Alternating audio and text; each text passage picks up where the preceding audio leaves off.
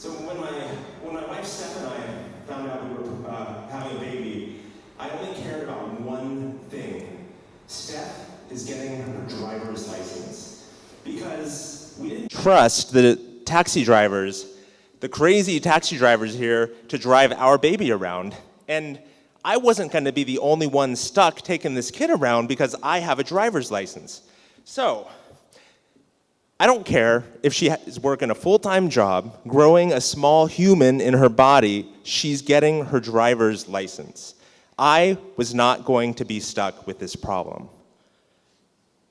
So, fast forward about 40 weeks later, and after lots of arguing about driving, the baby didn't want to come out. So it's a Saturday night, and we have a cesarean section scheduled the next morning. In the middle of the night, Steph wakes me up, and she says, I think something's wrong. I'm like, are you having contractions? She says, no, there's blood. It's 4 a.m. We're going to go to the hospital in 2 hours. I tell her, look, just go back to bed. It's probably normal.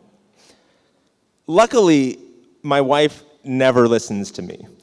She picks up the phone and she calls her doctor.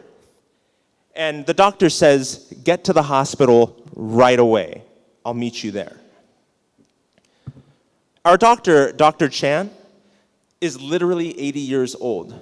She walks a little bit hunched over, and her eyelids droop over her eyes. And we thought maybe she was a little bit too old to be delivering babies if she can't see. But she's nice, and we didn't know any other doctors, so we're like, fine.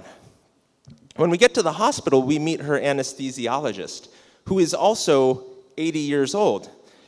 And looking at these two octogenarians, I can't help but think we made the wrong choice. Because this doesn't look like the crack team you want handling your medical emergency with your firstborn child. Dr. Chan does a quick exam, and she lets us know the two possible outcomes. First, there's door number 1. Everything's fine. No problem at all. You see, she explains that babies are heavy, and towards the end of the term, blood vessels can break. It's no big deal. But then there's door number 2, and maybe the baby isn't fine.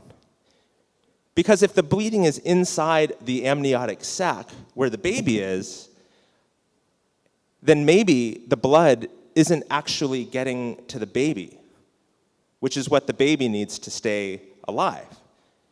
So maybe everything isn't okay.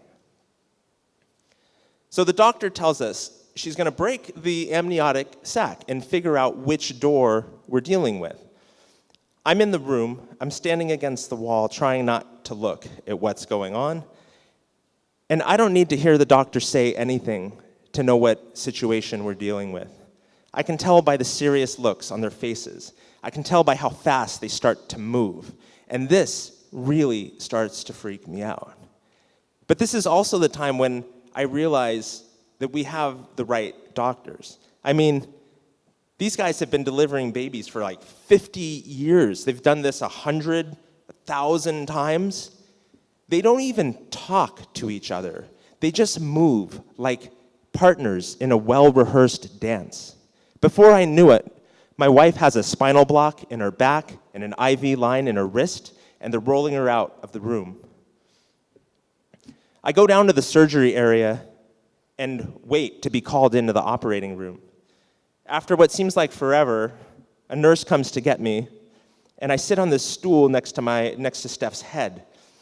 And I hold her hand, and she's cold, and she's shivering, and I try to smile and tell jokes and just do anything I can, and I hope she can't tell how worried I am inside, because the doctors haven't told us anything. I think because they don't know anything, right? They don't know how bad the bleeding is. They don't know how long it's been going on, and they don't know if it affected the baby.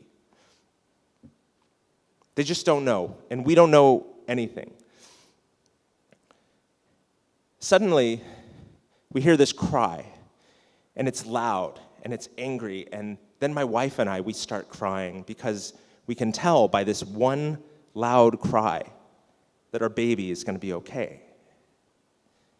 And my wife is still having surgery, so they give the baby to me, and I take the baby and I sit with the baby under this heat lamp by myself, and she doesn't cry, she just lays there with her head on my shoulder, and I look at her closed eyes, and she just is so small, and she looks so perfect, and I just tell her over and over again how she's the most amazing thing that I've ever seen, and I promise her that I'll take care of her.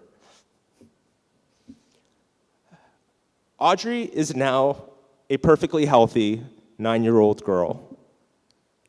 And even though my wife has a license and sometimes uses it, I am officially Audrey's personal driver. I take her to school every day. I drive her to lunch, to music lessons, to play dates. If she's going somewhere, we're going together. And one day we get in the car and close the doors, and I say, "Hello, my name is James, and I'll be your driver today." In the rearview mirror, I see her roll her eyes and say, "You're not my driver, you're my dad." I say, "Oh, sorry. Hi, my name is James, and I'll be your dad today." She lets out this annoyed groan. "You're my dad every day."